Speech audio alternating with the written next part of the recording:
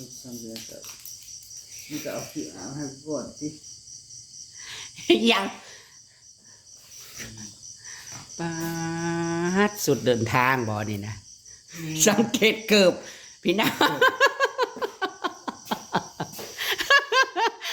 นั่งใส่สุดมาเอาคลองแล้วก็มาคำมาเมิดบอกแต่ตั้งแต่5-6-4 โมงกว่าเพื่อนั่งได้มานะแล้วว่ามาจะใส่มาตีงวดจะกล้วยใจมันคิดตกรู้นั่งมาเอากล้องพี่น้องเอ้ยกล้องของฝากเมื่อเจ็บนี่เกือบตีแขนอยู่อ่ะกูคือกันแล้วขี่รถลงไปจะกับมองน้องน้ำเย็นนะมองสุดนั่นสุดคอนกรีตไปคุมเนาะเลิกปลาทุบเบิดเมื่อแล้วก็เมื่อขังนี่เด้อลงขังนี่เด้อขังหนาแห้งนะนางมาเอากองของฝากค่ะตั้งแต่หลายวันเขาก็ไปเอามานี่นะผู้ใดมากกับฮอนนี่นะพี่น้องเอ้ยอยากหายแล้วนะไปมาฮอนนี่กันนี่นะคุณว่าที่จะฝากของมากอะส่วนมากก็ใส่ทางที่อยู่ของนางสีเนาะของนางสาวเมื่อยแต่เมื่อเทียบไปเอาสาวอยู่ทุนที่ว่าท่าแล้วมันไก่เลยอันนี้เขามาส่งหอดเพื่อนเขาจะว่าเก็บค่าหิวส่วนกันหมดเนาะค่าหิวก็สมควรอยู่สักกองสำนิกก็50 บาทยังไม่รู้กันไงมากล้องแล้วก็เข้ามาแล้วขนาดสิแก้เบิ่งเนาะโคราชไปดมแล้วยังมะขามภาษามายายทีแรกนึกว่าเพิ่นสีมาซีอันเว้นแน่ชวนเพิ่นลงไปเอาบักม่วงกูตัดใหม่มาแล้วนั่นไปคอใหม่นะโอ้ยแล้วตอนเข้าไปน่ะกำลังบอกว่าไปเฮาอ่ะไปเอาบักม่วงโอ้มันข้ามคนแล้วก็เลยผมมาก็เลยเอามืออื่นสินัดกันมันลงมาเติมม่วงเวลาจะม่วงกินกับข้าวนางลาเลยนั่งลังบันไดเมื่อบ่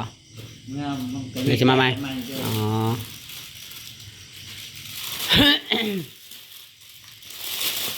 คืนก็นอนพวกนางอันพวกคิดพวกเที่ยวจมมาเลย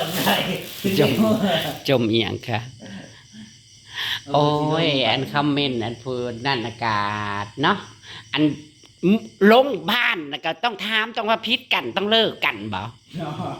ว่าเขาใจอันซ้อมอยู่ว่ะเอาแยกกันอยู่หรอมึงนะจ้าก็เลยตอบไปว่าเนาะบริเบิงคลิปบอกเขาก็ว่าอยู่ในคลิปนะ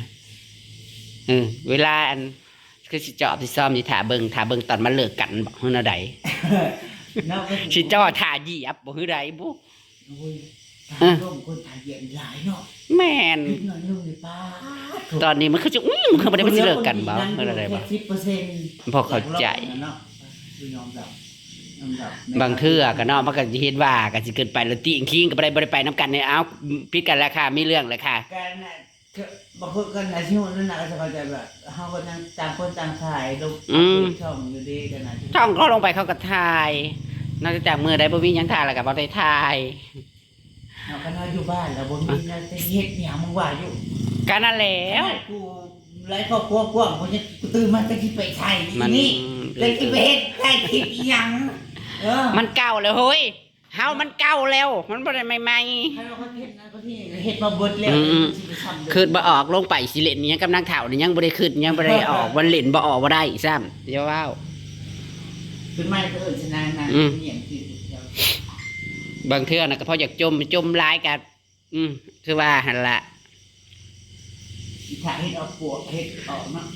เฮ็ดสมาปีนี่แหละหักนี่หักมื้อนี้ไข่แต่ว่ามันฝนบ่ได้ตกแฮง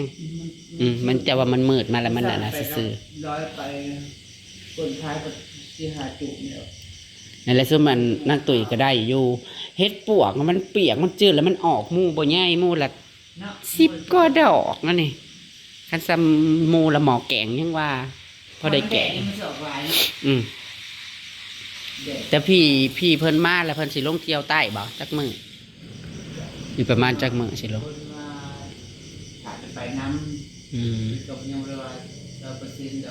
แต่ปัญหาคือเราพวกฉันจะไปวันมือใดกันแน่เพราะออยก็มั่วลูกไปที่นี่ปีตัวมันช่องแม่แบบพอดียากแล้วบัดนี้เจ้าหมูน้อยเนาะจะได้ไปไหมออกจริงๆมันก็จะเผาบุกเดือดบุกเป็นนอนบุกอ สองหมูน่ะ คันใดเป็น10 มื้อไปแล้วค่าอยู่ดอกเนาะครับโอ้ปก็ต้องได้เบิ่งได้หมูหน่อยเนาะต้องได้ใส่เจย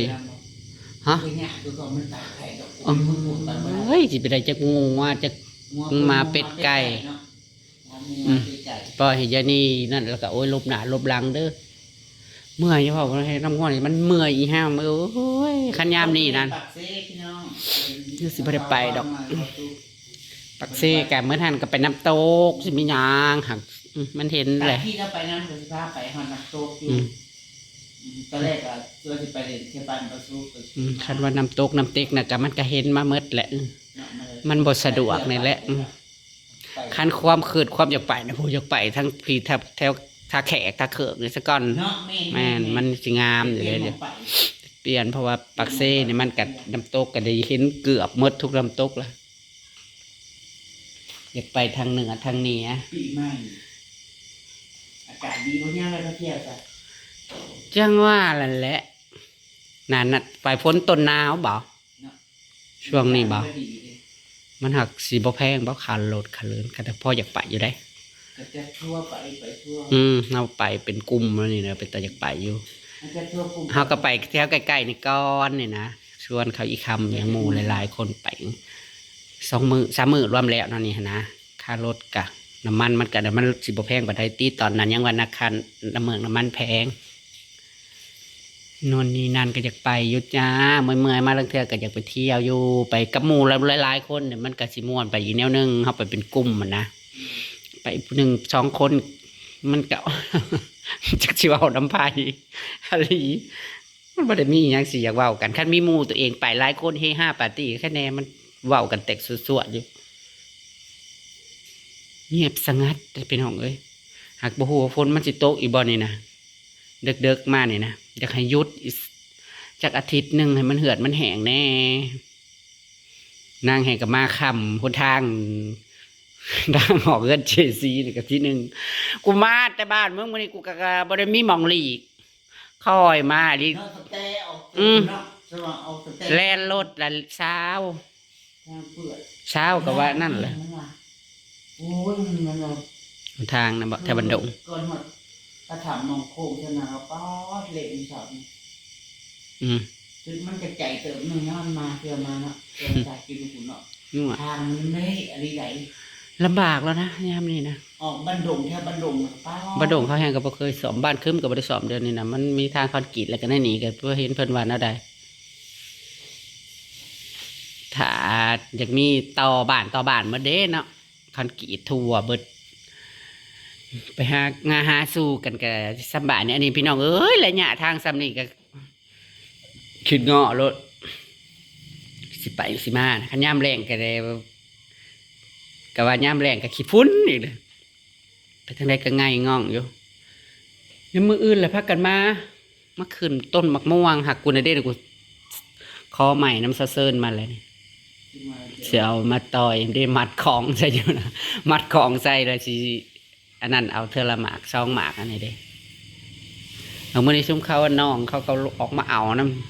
มากิน2 ถุงอย่างบักใหญ่ย่างเต็มอยู่ทั้งเทิงนะเก็บเอามันหมดไปแบ่งกันกินมึงสิถ่าอันคิ้วอาบ่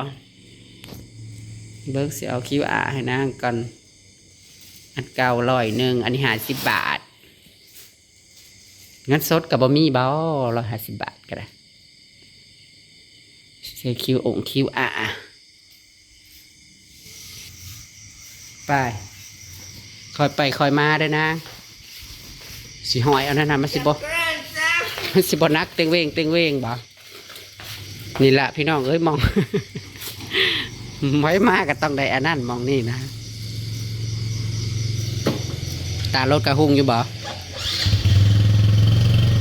หู้ตาหูรถอากาศแดงจิรีดอยู่โอ้ย ดีๆได้นะให้มั่นเด้อแท้กับมืออื่นก็สิมาอยู่ขามอีกคืนเดียวก็สิบ่เน่าตี้คลองน่ะก็ได้ เด้อพี่น้องเอ้ยมองนี่นะมองนี่มันแท้ๆได้ห อยเดินรถมาทางหน้านะมันลำบากนะนี่แหละถนนหนทางพี่น้องเอ้ย เมื่อละจ้ะเมื่อละจ้ะไปกลับบ้านค่ะโคล่าเราก็เข้าไปนอนค่ะห้องนี้สิลงไปหาต่อยหมักม่วงจ้ะพี่น้องเอ้ยอาบน้ำนอนโอ้ยแน่ลืมไปอัดประตูหัวเลยนะกินข้าวนะกับเบิร์ดได้นี่นะอัดประตูมันแน่ผู้เดินเฮือนคอยแถวนี่กามันบวมมันอันนั้นมดต้องขี่เลาะๆมาทางนี้ค่ะลำบากลำบนก็จะทนสู้ค่ะมันเละแหงไผมาบอกคอยบระวังเลยนี่ทีมแคลได้จ้ะ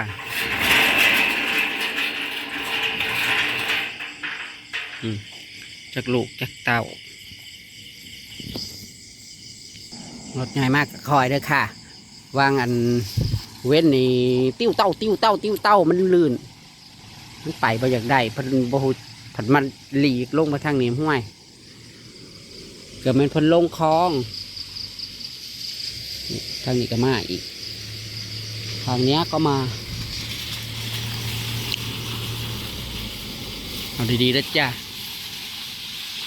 รถแบบนี้แหละที่มันมามันติ้วติ้วติ้วติ้วติ้วล้อมันลื่นไปราตรีสวัสดิ์นะคะทุกคนโคราชไปกินข้าวให้หมดนอนหลับฝันดีเจอกันพรุ่งนี้เด้อค่ะขอบคุณพ่อแม่พี่เพื่อนFC ทุกคนนะคะที่คัดเป็นติดตามรับชมโคราชสวัสดีค่ะสวัสดีค่ะสวัสดีค่ะไปกินข้าวให้หมดไปพูนยังวะนก